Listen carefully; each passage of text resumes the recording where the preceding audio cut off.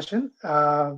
We are going to talk about inclusivity in the climate tech ecosystem, bursting the bubble. We have two great speakers doing super interesting work with their organizations. I'm not going to do too much introductions. I'll let them introduce you to their work. I think Nalin and James. Hi. Hey, Viraj. Hi. Hi. Before we get started, a little bit about me. I'm definitely an outsider to the community of climate tech founders, but it kind of makes sense as we are talking about inclusivity and bursting the bubble. I am currently a PhD candidate at UCLA. In past, I worked as a policy researcher in different topic areas, including electric vehicle policies, climate finance at a policy level, technology transfer. I used to work in India, where I got an opportunity to work with government and interface with some businesses working in this space, and it was a really great opportunity. Inclusivity as a theme is definitely something that it's a metric that I definitely assess my own work with. I make it a point about talking about inclusivity in all my teaching work at UCLA. So thank you, organizers, for putting together this panel and giving me an opportunity to moderate and pick brains at this of these two brilliant individuals. Um, let's start with a little introduction to your organizations. And both of you at Carbon Collective and Climate Seed Funds are pushing the boundaries of investing in climate tech in your own ways. Why don't we start with brief introduction in about your work and organization and how you see yourself really making the space inclusive through your product and practices. Let's start with James, you first, and then I'll go to Nalin. Awesome. Thank you so much. I'm James. I'm one of the two co-founders at Carbon Collective Investing, and we are working on aligning individuals' investments, companies' investments with solving climate change. So this is for folks who want their money to be doing proactive good and not just less bad. And so we offer portfolios for IRAs, to retirement accounts, 401ks. We're mostly based in the US right now and working off in US stock exchanges and really looking at all of the climate solutions that have been identified by verified sources to that are needed if we're going to stay below catastrophic warming. So that's our high level mission.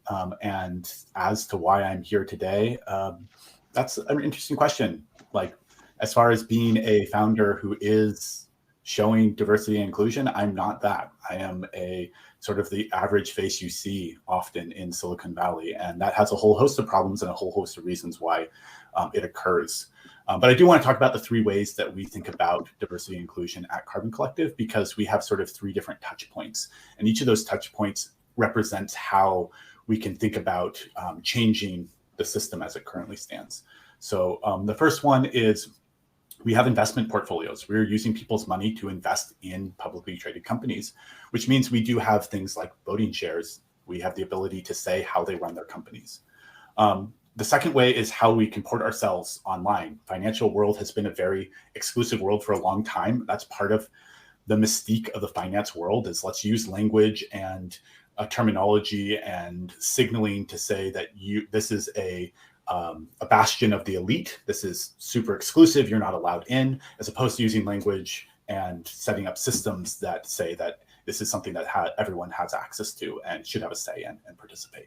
And then the third is, of course, how do we deal with being who we are and building a company that's not just our friends who look and think the same as us? How do we make sure that the voices within the company are more and more representative, because the problems that we're trying to solve are not problems that are just affecting folks in the USA. It's affecting everyone. So that's sort of my high level framework. I will pass it off to Nalin for your introduction. Awesome. Thanks, James. And thanks for the earlier introduction, Viraj. It's good to be here.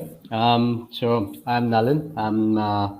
I'm a partner at the Climate Collective, as well as our venture capital fund called the Climate Seeds Fund.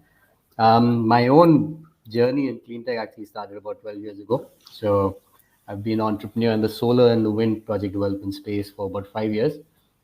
failed in that startup when market conditions changed, and we sort of looked around, and the same partners that had started off 12 years ago, we decided to continue, broaden our perspective beyond solar and wind, and we got into the climate tech startup support space. We built what has become now the largest early stage climate tech accelerator system in South Asia. We're just doing the analysis. About 860 startups have gone through any one of our programs. Natural progression for us is to start to invest in some of these startups, and all of these are climate tech startups, which means we don't normally, we can't really well support project-based startups or project development startups or solar installers, but it's really someone who has a technology development, underlying technology development focus and strong innovation focus. That's us.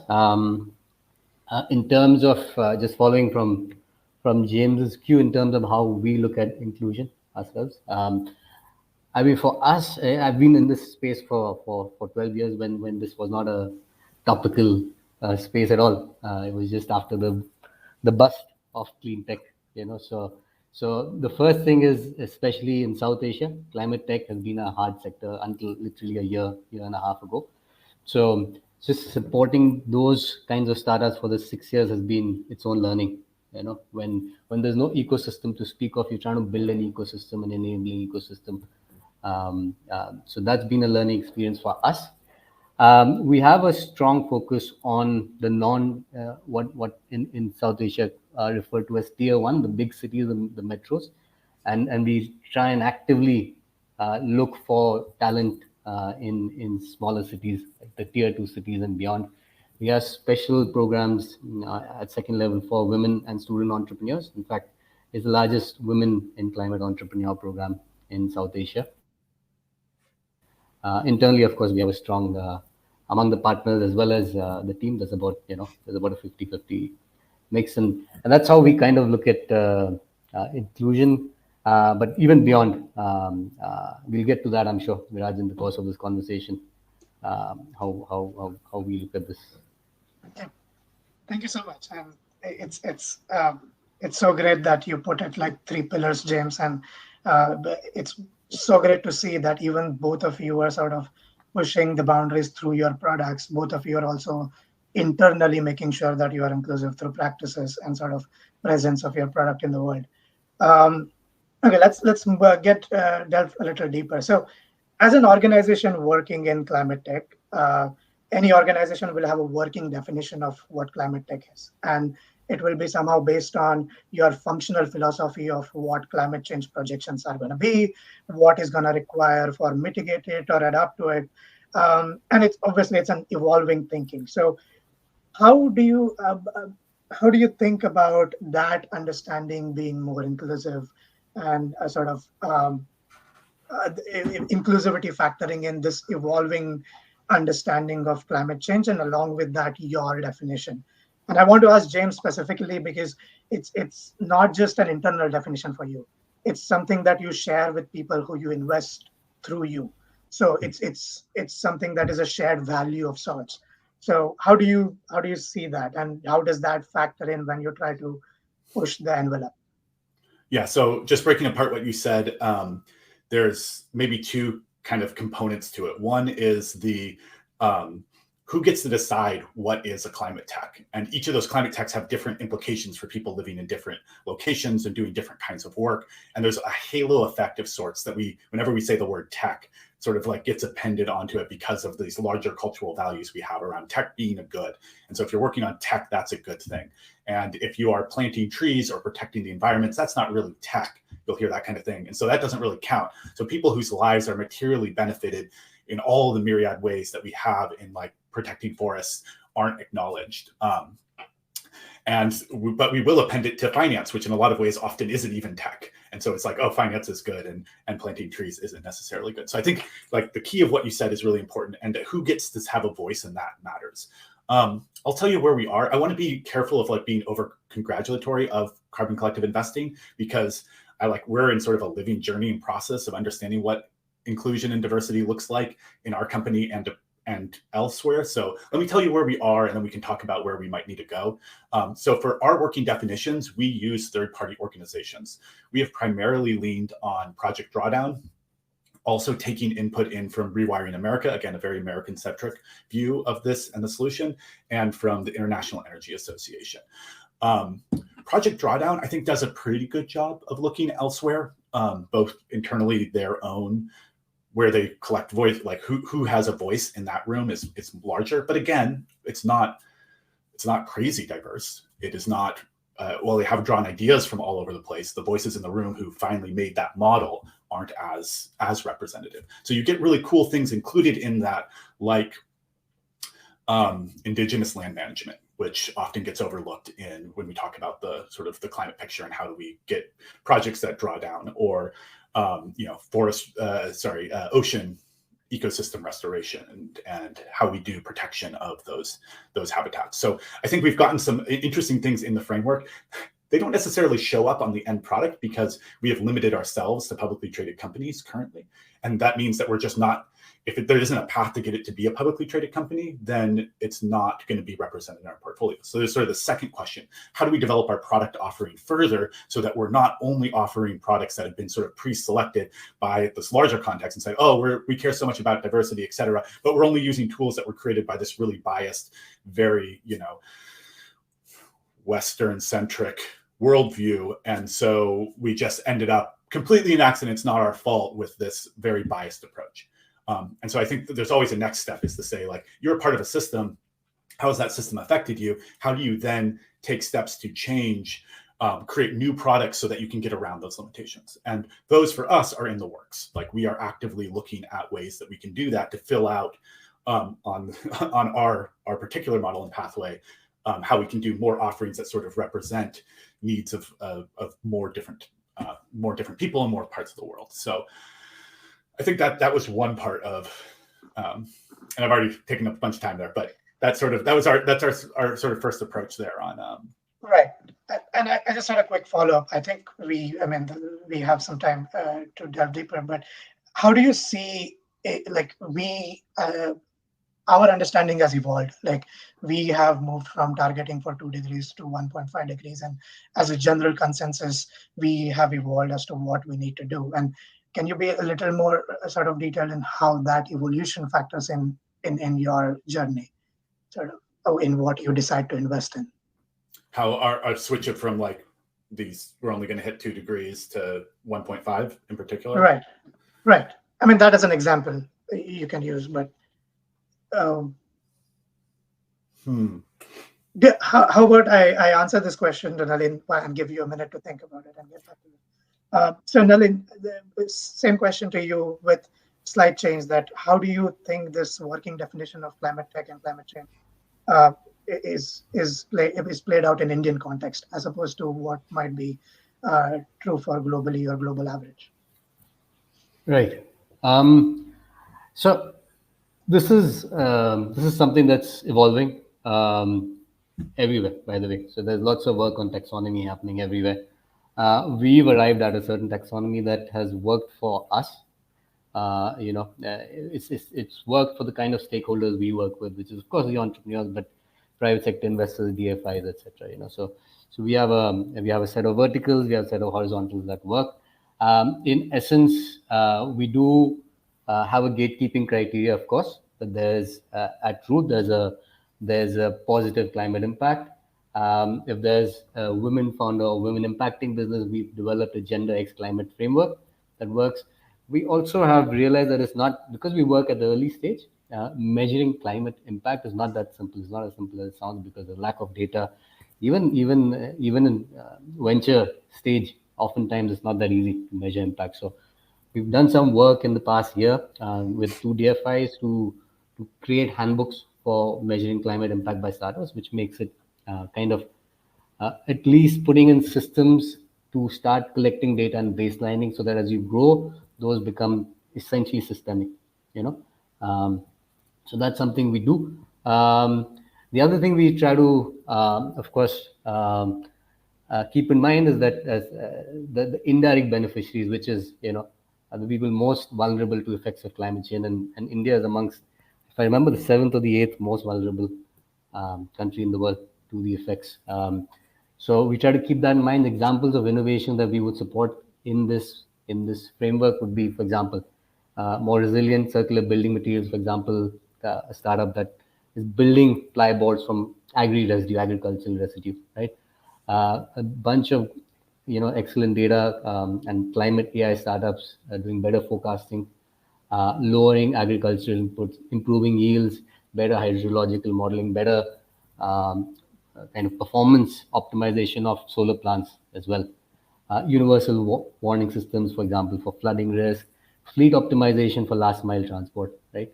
And energy efficient cooling for agriculture, or kind of on site processing. And increasingly, also, we're seeing lots of companies in alternative proteins. So as our society here becomes more affluent, there's demand for protein going to increase. So we're seeing plant-based protein startups increasingly come, as well as a few other startups which actually use animal protein, but high density insect protein, for example. So I hope that gives you a sense of how we look at supporting the direct beneficiaries of our work, which is the entrepreneurs, as well as the indirect beneficiaries, and as a result, the kinds of startups that we can support. Right. Thank you. James, did you have something to add to this?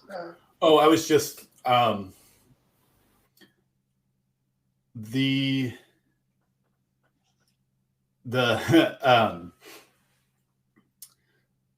when we were talking about like how we measure, when we were talking about how our thinking evolved in terms of the what our targets are, et cetera. And then when Nalin was talking about how we choose targets, I think that a lot of times in the climate tech space, in particular in the climate space, the details of when we go into the details of the numbers, we do that because it's a really big problem and it's hard to wrap our minds around. And so we try to break everything down to metrics, and we try to hit those metrics. And that allows us to sort of get a little more traction on it. But we can often, by choosing the wrong metrics or by getting too fixated on the metrics, we can kind of lose sight of the whole purpose of what we're doing here. And we're not just trying to save the planet as an amorphous, separate from us thing. We are trying to save a planet which people live on and want to thrive on. And we want to have a better society than we've had in the past, with more of a chance for humans to experience and thrive. And part of the conversation around diversity and inclusion is that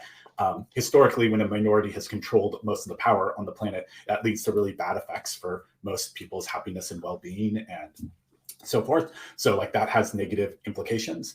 And one of the things we do at Carbon Collective that to try to get around being too fixated on the numbers, and as Nalin pointed out, in some companies and areas, it's really hard to get meaningful metrics, is you need to have a larger narrative of how what you're doing fits into the context of, again, the impacts, the positive impacts in terms of access that you create by the technologies you're investing in, but also the companies themselves. As you said, Nalin, when you prioritize female founders, et cetera, and we pressure boards, et cetera, to have more diversity in the room. And then again, on sort of at every level of your company, how can you be asking that question of, are we making humankind better? And are we doing that through examples of what we ourselves internally are doing? Are we doing that are we doing examples of that at every stage? And having that narrative and sort of core belief set, and being able to explain that, articulate that core belief set in a simpler way, gets us away from getting caught up in the details of numbers that will have historically misled us or pushed us. And I don't want to say numbers and data collection are bad, but what number you choose does affect what outcomes you work towards. And so they can be a siren's call. And we get this is a tangential, not about inclusion, but we get this all the time in the startup world, where we're thinking about the next fundraise and we're like, well, we want some X, Y, or Z really good number. And we kind of lose sight that we're also trying to help people. And that if we only focus on increasing a vanity metric, for example, so that we look good for our next fundraise, then we're not working on the core underlying work. And so similarly, in the climate tech space, I try to always bring it back to a story of what are we trying to do by working on solving climate change or reducing the harm? As you talked about earlier, harm mitigation is just as important in terms of resiliency as it is in terms of reducing, we measure 0.1 degrees and millions of lives saved, but also the more robust and resilient our communities are, the more we're going to deal with the realities that we will face. Thank you. Yeah, it is great to hear that both of your focus is more story oriented, and the fact that we are here because numbers didn't reflect everything. So having that cognizance throughout your products is really great to hear. And Nalin, you gave really cool examples, different examples of diversity, and that's where my next question is. Can you talk a little bit about diversity in climate tech, in the sense that most of us who are associated professionally with climate change understand that it's going to take everything, a diverse set of solutions at micro, mac, and micro level. So, um, how do you see the diversity as an industry? And then, how do you see from your personal experience at Climate Seeds Fund? And also, like, I'm also curious about many of the some of the businesses that you may be accelerating or advising or funding. Some of them are going to have governments as the clients and not typically Sure. private individuals as consumers. So how does that factor uh, in your experience? Right. Um, so I guess the first part of the question, just to understand, Viraj, is just getting a sense of how diversity plays or is playing out Right. in the space in India. Yeah. And I guess the second part is more about how startups are dealing with the government landscape, perhaps, Right. as you said, the governments, right? Okay, I mean, it's of course diversity in this space is as important as in any other space. There's no doubt in that. It's just that because climate tech represents such a diverse in itself, such a diversity of sectors and such interconnected, intertwined challenges, that it becomes doubly important to have a diversity of perspectives, right?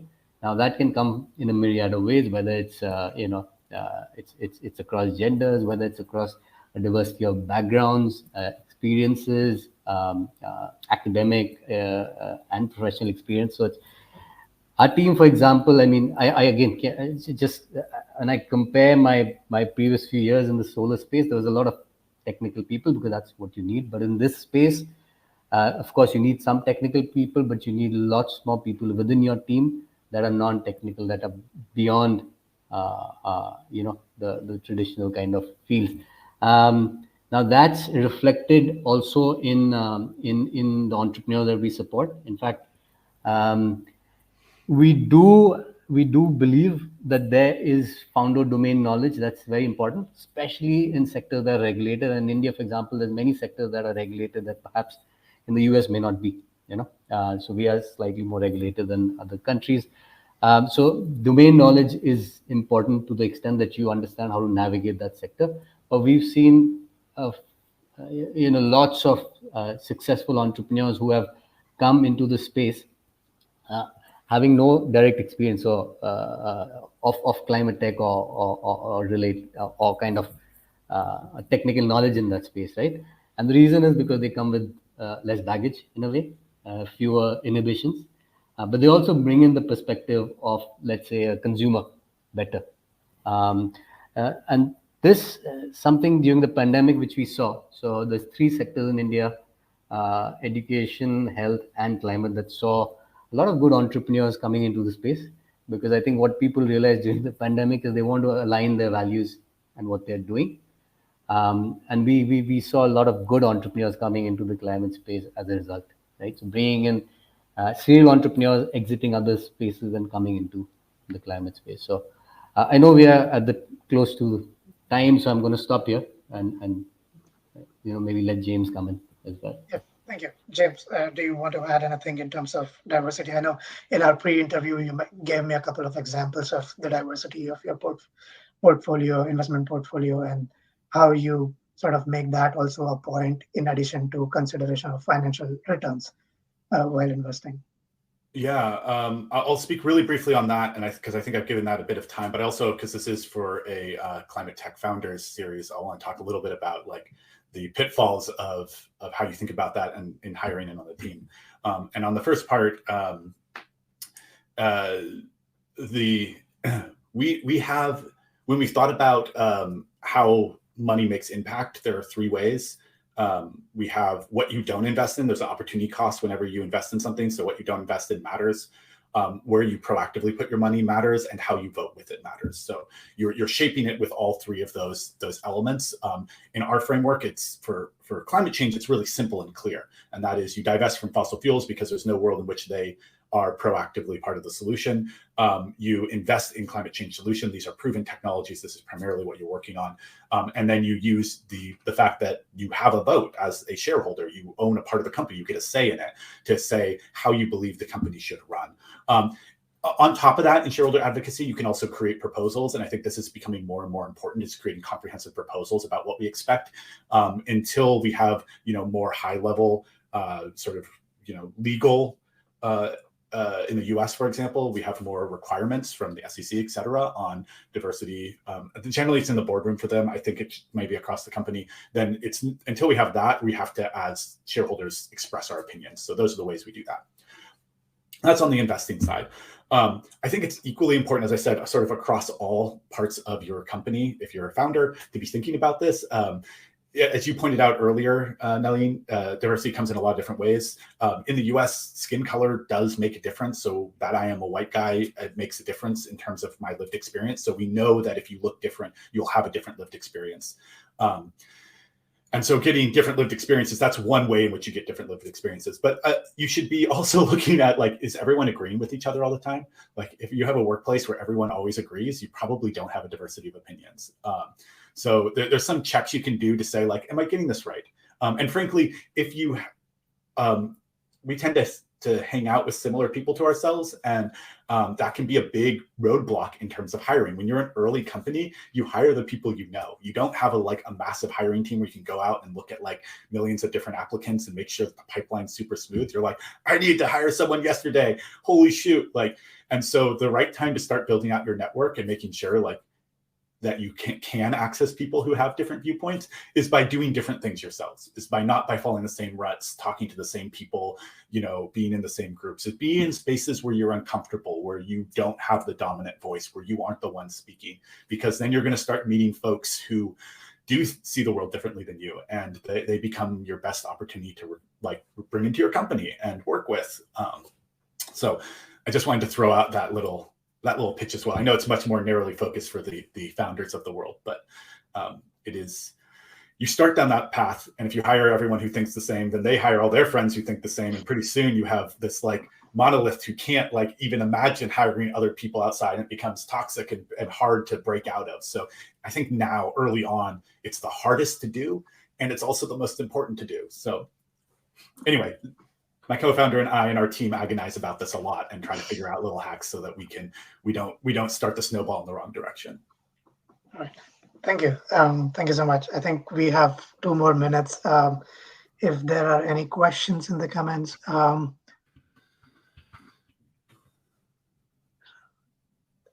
don't think there are any questions yet.